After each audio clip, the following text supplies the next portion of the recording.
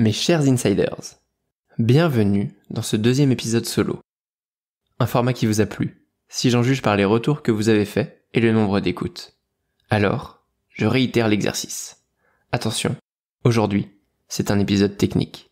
Car oui, nous allons parler check-in. Le check-in, ou l'arrivée en français. Même si le terme est très global, il a au moins le mérite d'exister dans la langue de Molière. Notez que je n'ai rien contre les anglicismes, d'ailleurs vous êtes sur Hospitality Insiders.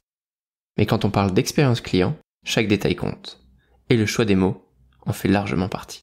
Le check-in, c'est ce moment administratif redouté par les clients qui n'ont pas envie de passer 30 minutes à faire la queue à la réception. C'est aussi cette action répétée des dizaines de fois par jour pour un réceptionniste. Mais c'est aussi, et surtout, l'un des premiers moments pour interagir en face à face avec son client et tisser la relation émotionnelle. Bien trop souvent bâclée, cette étape est pourtant cruciale et c'est l'occasion de récupérer des informations précieuses qui n'ont peut-être pas été collectées en amont. Mais avant de rentrer dans le détail, quelques rappels s'imposent. En tant qu'hôtelier, vous avez le devoir de faire remplir une fiche de police à tout client étranger et de la conserver pendant 6 mois pour pouvoir la présenter aux autorités compétentes. On parle bien ici de clients étrangers. En aucun cas, c'est obligatoire pour les clients français. Mais cela n'est pas interdit non plus. C'est ainsi que la fiche de police s'est peu à peu transformée en fiche d'enregistrement.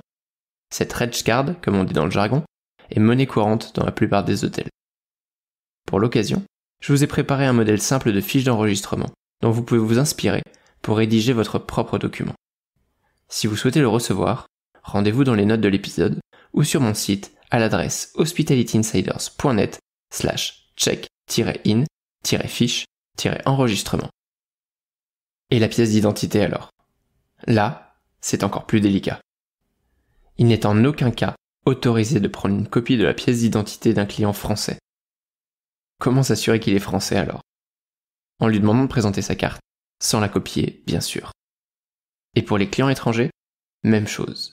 La RGPD nous interdit de conserver une copie de la pièce d'identité du client. Seule la fiche de police peut être demandée par les autorités.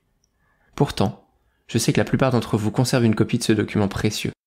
Et on vous l'a probablement demandé systématiquement lors de votre arrivée dans un hôtel en tant que client.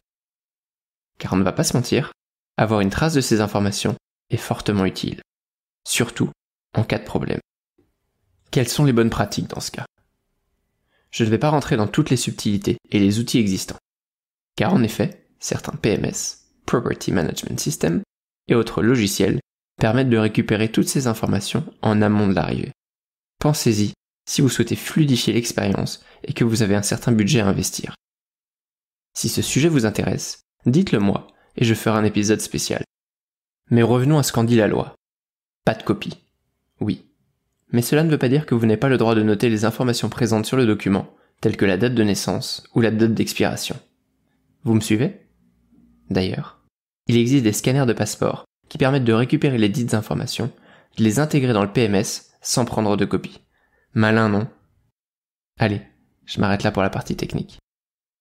Côté expérience, l'arrivée, c'est un instant clé du parcours client. C'est le premier moment où votre visiteur rencontre physiquement votre collaborateur. Assurez-vous donc que la partie administrative soit optimisée afin de limiter les points de friction. Surtout, veillez à ce que le réceptionniste ait du temps de qualité à consacrer à son hôte dans un environnement adapté. Du temps de qualité, cela veut dire qu'il puisse être disponible à 100% pour son client, sans téléphone qui sonne, sans autre client ou collaborateur qui l'interrompe. Je sais, cela n'est pas toujours facile à mettre en place, surtout lorsque l'on manque de personnel. Mais à vous de placer l'employé dans les meilleures conditions pour qu'il puisse performer. Espace dédié à l'arrivée dans le lobby, check-in en chambre, autour d'un verre au bar, il y a beaucoup de manières de transformer ce moment formel en une expérience positive. Même avec les meilleurs outils du monde, impossible de savoir dans quel état d'humeur se trouve votre client et quoi lui proposer pour le subjuguer dès les premières minutes. Votre réceptionniste, lui, peut sentir cela. Bien formé, il aura toutes les clés en main pour être impactant auprès du client dès les premiers instants. Je pourrais vous parler des heures de cette étape et de tous les enjeux qu'elle représente, mais j'ai voulu ce format court. Si vous voulez un exemple illustré d'une expérience de check-in, allez jeter un coup d'œil à ma conférence TEDx sur le luxe expérientiel. Surtout, si vous souhaitez travailler sur le processus d'arrivée dans votre établissement, contactez-moi et voyons ensemble comment créer une expérience individualisée d'accueil qui subjugue vos hôtes. Je suis Maxime Blo et je vous dis à bientôt.